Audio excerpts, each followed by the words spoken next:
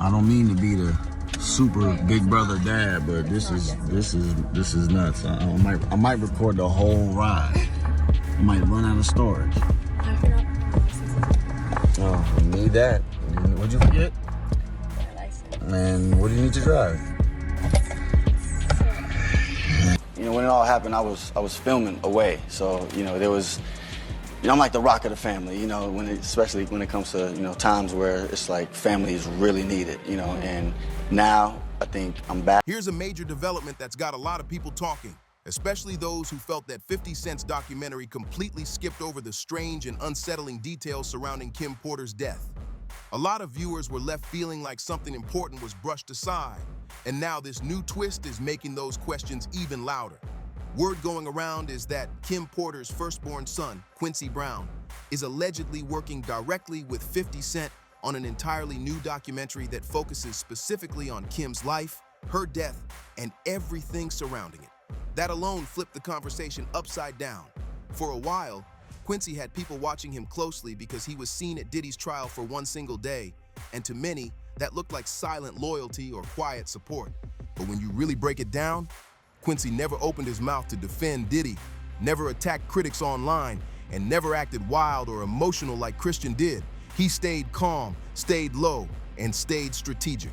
An enemy that has a position of influence in your child's life, and knowing that that person sends you notes and messages every now and then, if you don't do this, if you don't do that, that boy is dead. And Quincy's missing. Quincy's missing. Oh. And lastly, after he was questioned by the feds. After. I wouldn't be surprised if he was in witness protection, right? And here's something that really separates him from the rest. Unlike Christian and Justin, Quincy's name has never been tied to any lawsuit, allegation, or accusation connected to Diddy at all. Not one person has ever pointed a finger at him. That detail matters. A lot of people now believe Quincy was moving with purpose, staying close not out of loyalty, but out of protection. Reports suggest he was keeping an eye on things to make sure his sisters were safe, steady, and supported before anything serious went down. Some are saying he knew the walls were closing in and wanted to be present until Diddy was officially locked up. Now that Diddy is officially locked up, things are shifting fast, and Quincy is reportedly ready to start pulling threads that people were scared to touch before. Sources claim he's determined to dig deep into the long-standing rumors that Diddy may have been connected to Kim Porter's death, and that alone changes the whole energy of this situation. And let's be real, that 50 Cent factor makes this even more explosive. If 50 is truly backing Quincy behind the scenes, this new documentary about Kim could end up being way bigger than anyone expected, possibly even more damaging than previous exposés. Coma in 2022. You had the liver transplant, you had the tracheotomy, I mean, all that stuff that went on. Multi-system organ failure. Yeah, wow. 60. Right. Have they figured out what happened yet? We will. No, I mean, have the doctors medically, like, what happened to you? Yeah, what happened? So, because you just collapsed, right? Yeah, so, just mysteriously out of the blue, which we do talk about in the book. Yeah. If you actually knew what they did to me, there was a bounty on my head, there was a bunch of stuff. So do you think specifically then that Sean Diddy Combs or people affiliated with him did something to you that caused you to have multi-organ failure? I believe this to be the case, yes. Absolutely. Wow. My first time. Do you believe that she died of pneumonia? Absolutely not. Why? What evidence do you have? She was in the best of health. We just saw each other prior to her passing. We were actually celebrating our son's new Netflix Christmas special, and she was doing just fine. In fact, we were all at the event together at Netflix in the lobby. Sean, myself, the children, all having a great time, and I'm, grabbing Sean like, what? And she's in the back going, stop. There's no, like I said, this is not marketing for me. I'm living this life. And so the only reason I wanted to tell the story, Kurt, was very specifically because I was ignored. There was the most expensive PR campaign against me to shut me down. Are you concerned that he still has power outside of incarceration? Remember, I'm the only one who spoke up, and I'm the only one left alive. So this is not about a scared thing, It's it's just time to reveal the truth. I mean, it is what it is. I went through many, many years of scrutiny and being dragged face first on the concrete, being called delusional and things. That kind of support gives Quincy leverage, reach, and protection all at once. Think about how twisted this sounds, having someone you don't trust sitting in a powerful position around your child's life, while allegedly sending threats like, if you don't do this, if you don't do that, that boy is dead. That type of pressure changes everything and puts fear at the center of every decision.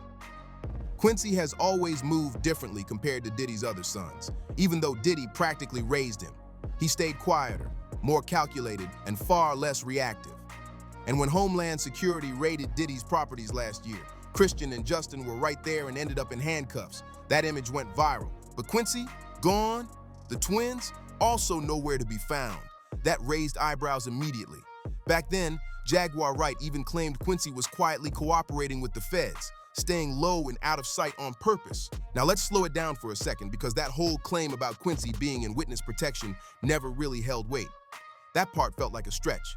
And even Jaguar might have pushed it a little too far with that one. We all saw Quincy show up at Diddy's trial alongside the rest of the family, so clearly he wasn't completely off the grid or hidden away. But here's what is starting to make more sense. New reports are saying Quincy stayed close to Diddy for one reason only: protecting his sisters. Word is, he was genuinely worried about their safety and felt a responsibility to stay nearby because he promised Kim he'd always look out for them, no matter what. That's a heavy promise to carry. A shocked and devastated Diddy spotted at the home where his ex suddenly and mysteriously died. Her good friend Kimora Lee Simmons appearing inconsolable at the house, 47-year-old Porter's body found after a desperate call to 911. EMS 14, respond with engine 76 on scene of the cardiac. For years, Quincy kept quiet about the rumors surrounding his mom's death, and that silence had people confused. But insiders now claim that wasn't fear, it was strategy. He allegedly knew he couldn't publicly move against Diddy until the timing was right, so he stayed patient and planned behind closed doors. And now, that moment might finally be here. Quincy is allegedly putting together a full-length documentary that digs deep into Kim's life, her legacy, and the strange, unanswered questions surrounding her death. Add in all the history, the drama, and 50 Cent reportedly being involved, and people are already saying this project could expose things no one expected. That Kim, and it's in the this is in the documentation, shout out to paperwork. He looked in the paperwork and it said Kim received a massage for about an hour when she's supposed to have full-blown pneumonia. Who gives somebody a massage when they got pneumonia? And do we know whether she used that baby oil or not for that massage? It makes you say,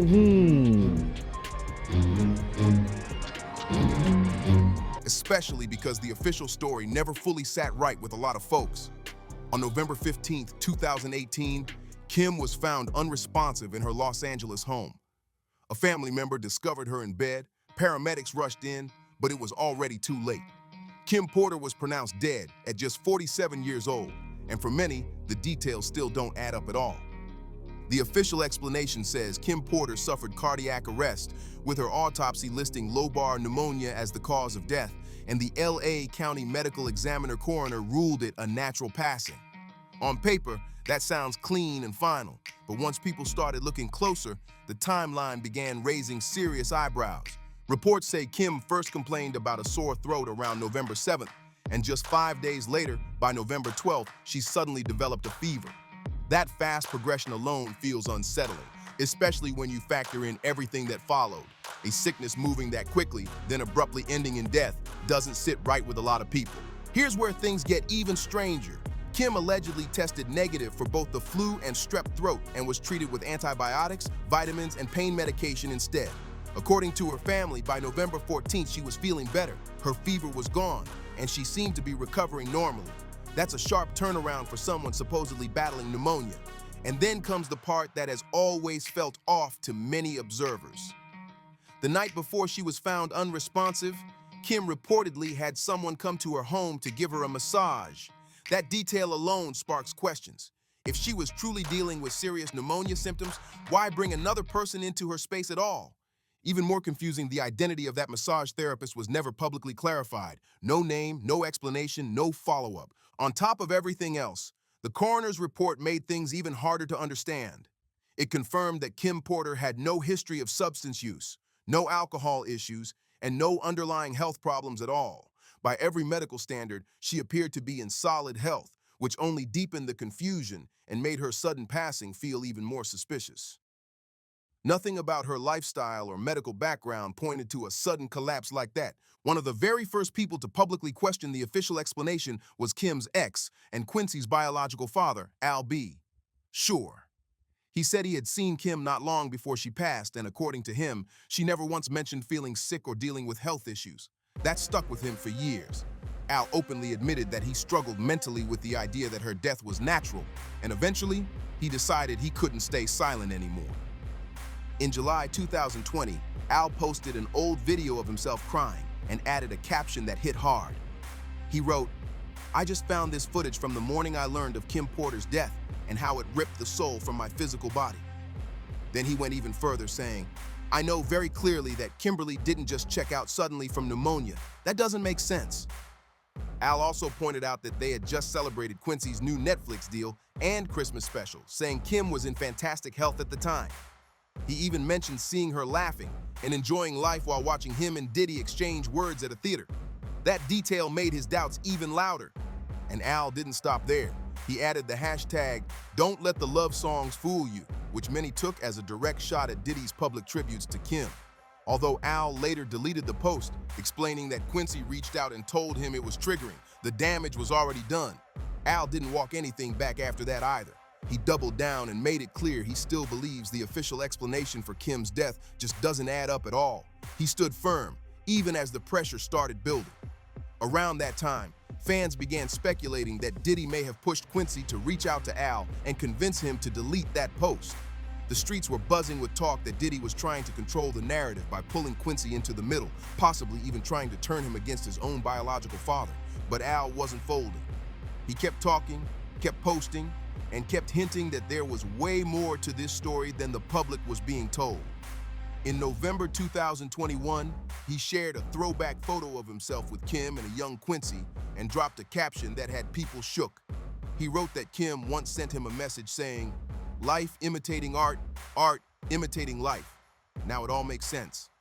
He then added that she told him other things too and claimed she was running and that he told her, "Call the FBI." That comment alone sent chills through the internet. Then Al took it even further in the comments, saying, "You would never believe what she went through." That's when things started feeling real dark, real fast. Just a few months after that post, Al was suddenly rushed to the hospital for a serious medical emergency that was never fully explained to the public. He later revealed that he collapsed unexpectedly while working in the studio, and doctors were reportedly stunned because multiple severe health issues hit him all at once with no clear cause. It got worse. Al ended up spending nearly 2 months in a coma. When he finally woke up, he revealed he had gone through a nightmare of medical procedures, an organ transplant, multiple blood transfusions, intubation, and time on a ventilator. That's not normal, and people noticed fast. Naturally, fans started connecting dots immediately, especially when folks online began pointing out that several people connected to Diddy's circle had also faced sudden, unexplained health crises over the years. So over the years, people have noticed a strange pattern when it comes to sudden deaths being blamed on pneumonia, and Kim Porter's name didn't exist in a vacuum. Folks online started pointing to other high-profile cases, from Heavy D to Brittany Murphy, and even Whitney Houston's daughter, Bobby Christina. What really made people pause is that Bobby Christina's autopsy also listed lobar pneumonia as a cause, the exact same condition tied to Kim's passing. That similarity alone has kept conspiracy talk alive for years. Now circling back to Al B, sure, even after nearly losing his life himself, he still refused to go quiet. He continued posting, dropping cryptic messages, and openly fueling rumors that Diddy could somehow be linked not only to Kim's death, but also to his own medical emergency. The pressure was heavy, but Al stayed standing.